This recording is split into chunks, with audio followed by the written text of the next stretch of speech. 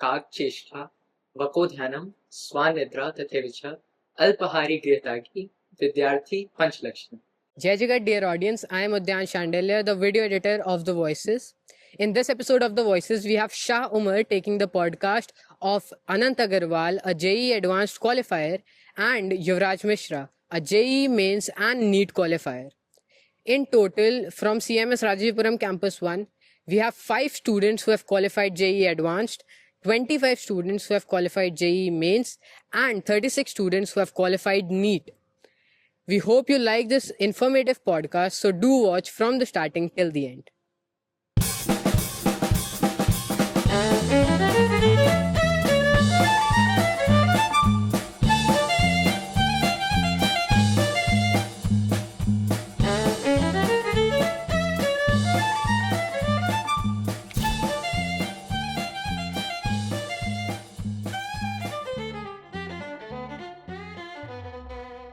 Hello Yuvraj, hello Anant. Hello. Welcome to the 9th episode of The Voices. And I'll be honest, this episode is very special because today the people who I'm interviewing are not just my seniors, they are achievers. Anant has cleared JEE Advanced and we have Yuvraj Mishra, a PCMB student who has cleared both JEE Mains and NEET with flying colors.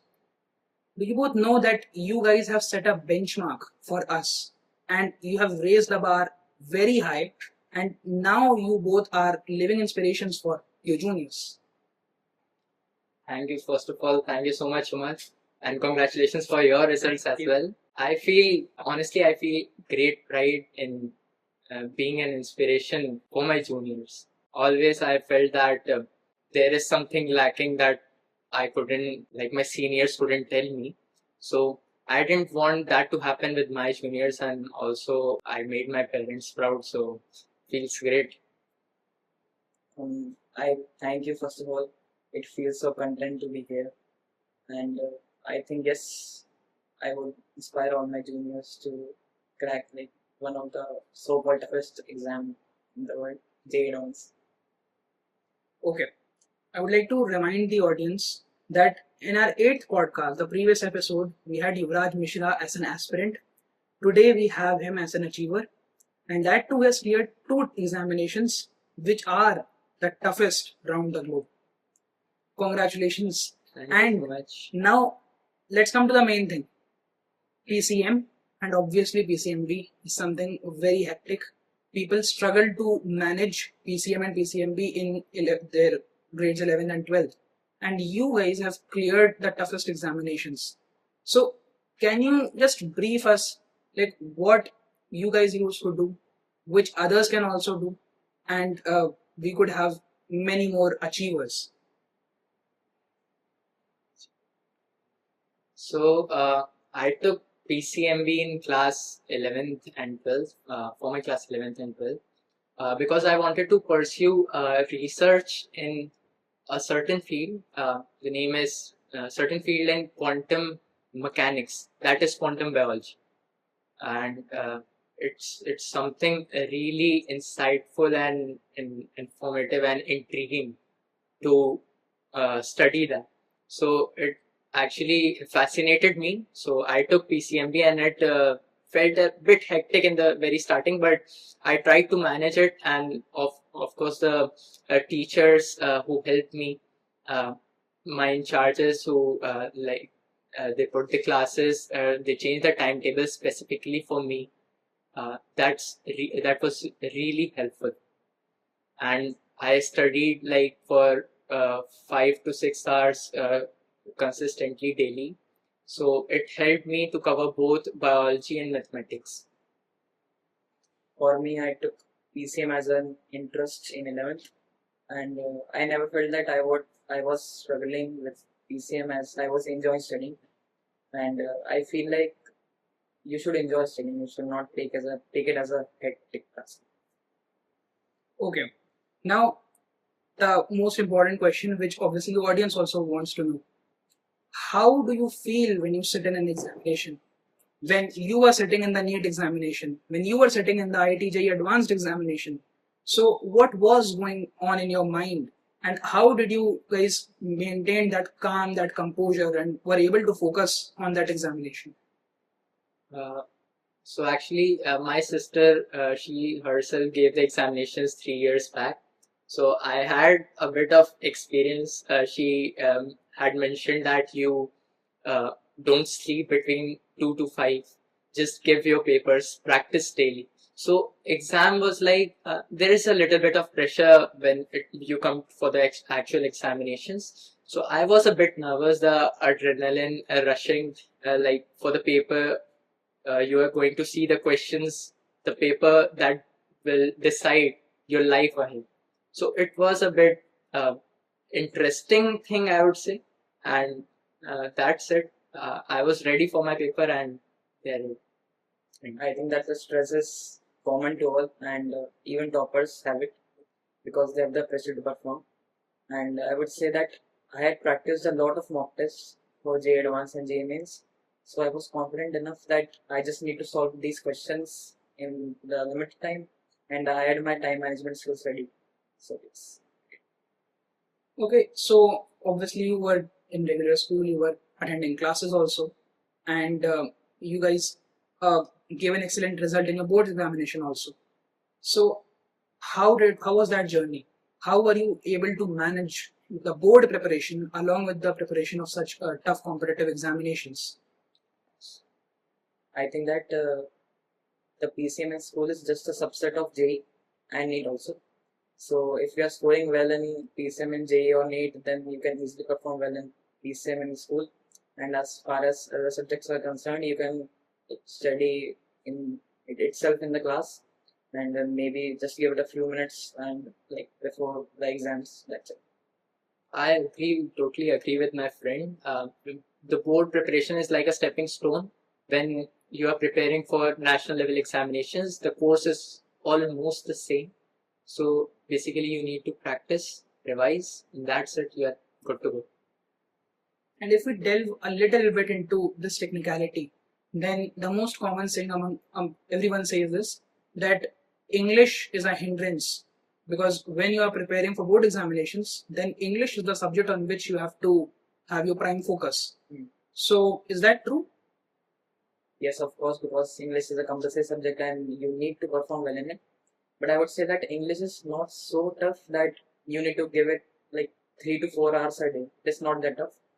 You just have to read it and learn it. Just you can do it maybe in a few Sundays. That's it. You don't have to struggle too much with this. So this is a myth that English becomes a hindrance if you are preparing for competitive examinations. Yes, I would say yes. And if I could know that, what optional subjects did you both take? My optional was biology in the very starting. It was PCM with biology. I took psychology along with this. So okay, now going into psychology. So psychology was not at all related with J examination. So was psychology a hindrance in any way? Never. I think psychology is just an interesting subject to study, and it explores your real life personalities, and it also helps to manage your stress, anxiety.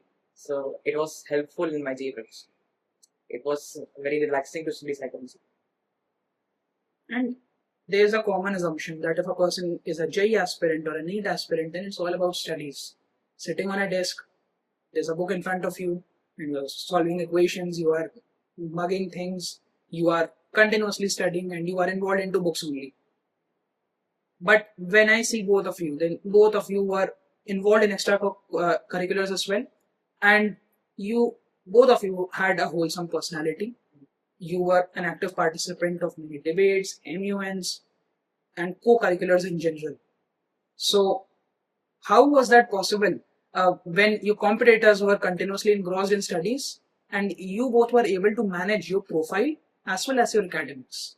I think consistency is the main thing. You have to be consistent in your studies. If you're studying for 4 hours, people say it's less. If you're preparing for JEE or NEET, it's a myth. If you are studying for 4 hours, then you study for 4 hours for 365 days. Be it you are having 103 or 104 fever, be it you are having cough and cold, be it a family function that you are not attending, you have to give your time to the subjects. You have to study for 4 hours, 4 to 5 hours. That's it. That's it. Consistency and progressively growing.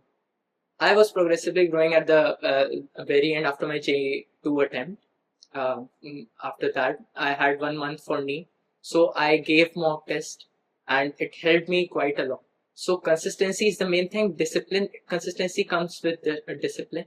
So if you are disciplined, you are away from your distractions, then it's you can do anything.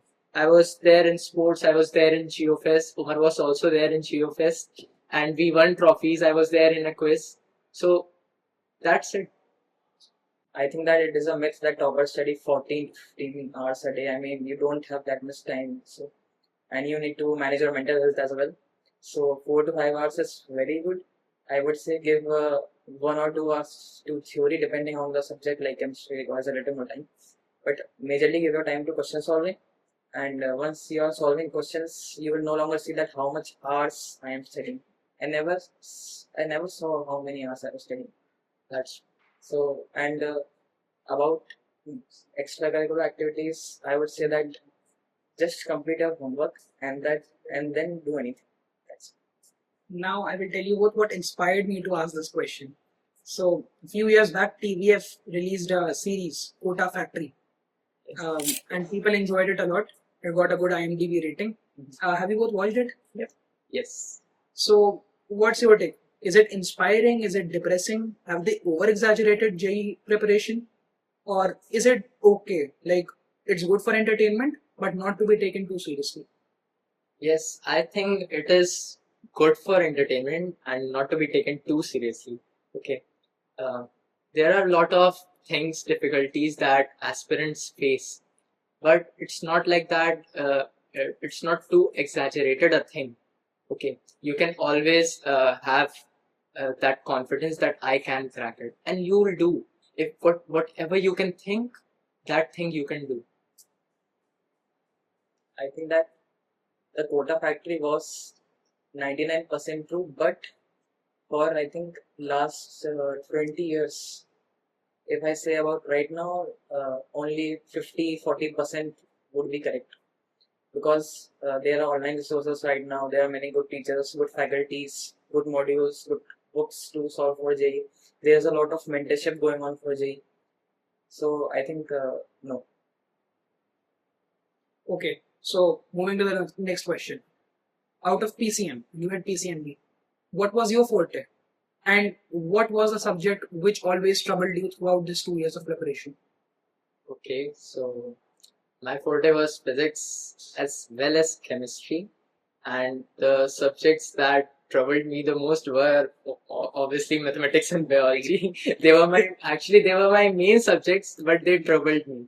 But towards the end, I managed it all, and I never faced a problem with physics and chemistry. For me, if I specifically say organic chemistry was my favorite subject, basically chemistry. And yes, I also got a lot of trouble in maths. I had to practice a lot of questions to get the concepts right, to develop my thought process. But I think if I kept going on and it went well. Now, I would like to know that you are going into engineering, you're going into medical, but what is the ultimate aim? What do you want to become? What do you aspire to become? And I would also like to ask that after preparing for 2 years, do you guys have any second thought that maybe I should have taken this career or maybe I should have gone into this field? Humanities would have been better, commerce would have been better.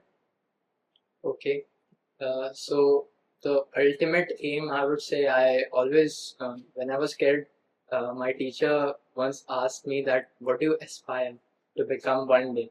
And I said, I want to become a scientist. And that's it. I want to be a scientist, specifically in quantum biology, quantum mechanics. That fascinates me, and that's it. And for the second part of your question, there is a time when the aspirants say that they think that taking PCM or science is a very bad idea. I should have taken commerce or humanities, but Especially PCMB. yes, Okay, so they think that it's a very bad idea, but you have to overcome that and you have to do good. You have to just be positive and you'll do great. As for me, I think PCM was my best choice because I enjoyed studying PCM. Those were my favorite subjects, and I aspire to go into research, and I'm exploring right now. So I would like to tell the audience that when you were in school, when you were not a pass out, and I used to meet you very frequently, you used to tell me things which I was hardly able to comprehend. Sometimes it was about wave particle duality, something it was about quark, quantum mechanics. But one instance I remember that in 2023, when we were in the same team of GeoFest, then I asked you that what inspired you to take PCMB. It's like a very different place, and not many people take PCMB. So were you confused? And he gave me a very simple analogy that when you spray a perfume, then the atomizer throws the particles in the air, and when you breathe that perfume, those particles go in your nose and they're cup-shaped receptors in the nose, and those particles get caught in that. Then something happens, and the brain comprehends and tell us that how does that perfume smell. Do you remember that? Yes, I do, and it I feels also want to know this. okay. So first of all, it feels great, like you remember that, and that's something is the study which we call quantum biology. Quantum biology is actually the study of particles which are going along with the biomolecules, and they are doing the work so that our body's metabolism is not zero. Our body's metabolism is above positive. That means we are living, we are happy. So for making that metabolism action straight, quantum biology and things and particles are required. So like in photosynthesis, there is a study there. There are quantasomes. Sir must have told in class 10th, you remember? Yes. Mitochondria has that. So What is power also the cell? yes, actually, great, you remember that. I only know that. So that quantasome are that particles and the electron transport chain and the proton gradients, etc., etc. These come under the studies of quantum biology. Okay, so when a normal person sprays a perfume, we never think that what happens and we are able to get the smell of that perfume. What struck you that you thought that I want to research on this perfume and on my nose? Okay, so there is a teacher, H.C. Verma, everybody must be knowing him. So I was watching one of his lectures he was giving at IITs, and he said that experiments give desirable results in macromolecules and macroparticles. Like us, if you're doing an experiment with X pressure, Y temperature, and you do it after 3 days, then you'll get the same result. But in quantum biology, same experiments must not give same results. They don't give same results actually.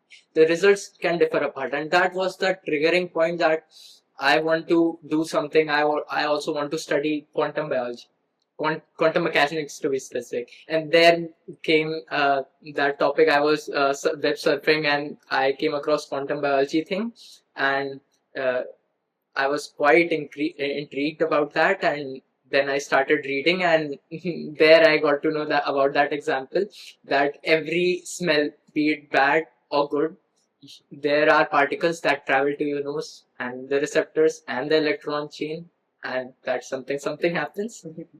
So I would like to ask this to one of you, that what should be an ideal timetable for a JEE or NEET aspirant? I think that there is no such thing as timetable. The only timetable you should follow is don't waste your time. I kept it simple. You should do 4 things. That's classes, revise your notes, do your homework which the teacher gave you, enjoy. And in general, what qualities, what habits should a student develop to be where you both are? okay, so I remember a Sanskrit shlok. It says that Kak Cheshta Vako Dhyanam Swanidra Tathavicha Alpahari Gritaki Vidyarthi Panchlakshana. I'll explain it. Kak Cheshta. Kak is crow. Cheshta is effort. You should put your efforts like a crow. The one who puts efforts like a crow is a student. You have all of us have heard that story of a crow, the thirsty crow, right? Okay. Vakothan. Vak is referred to as crane. So crane, we always see crane stand still in the water, and it's so focused on the fishes. It is targeting. Okay, so that is Vakothan. You have to be focused on whatever target you are aiming for. This is the second quality. Swanidra. Swan is a dog. So you have to sleep. Your sleep should be so a thing that even slightest of noise and you are awake. Actually, you have to keep in your mindset that I have to wake up when you are sleeping. Okay, you don't have to sleep like 6 and 7 hours and you are not knowing anything. That is not a student. This was number third. Number fourth was Alpahari, the one who eats less. So when you are eating less, when you are fasting, that is actually cleansing your body and keeping you healthy. And fifth is Griyatyag. Griyatyagi, actually in the olden times, students used to leave their home and go to the Gurukul, but it actually means leave your comfort zone. You have to come out of your comfort zone, and that is the fifth quality a student should have in order to be successful, in order to gain whatever he or she is aiming for. So I would like to add a thing. If you toss a coin, you get either a head or tails. But the problem is when you don't toss a coin, you get nothing. So keep trying, and one day you will win. Thank you. Really very impressive. And I enjoyed having this podcast. I enjoyed being a host of this podcast. I'll be honest, the core committee behind this camera, they were also fully engrossed when this conversation was happening. We as a team enjoyed this podcast a lot. I thank you both and I wish you both the best of luck. Thank you so much, Umar. Thank you so much for calling us on a podcast. So, audience, this was all from our side. We hope you liked our podcast. If you did, do like, share, and subscribe. Till then, goodbye.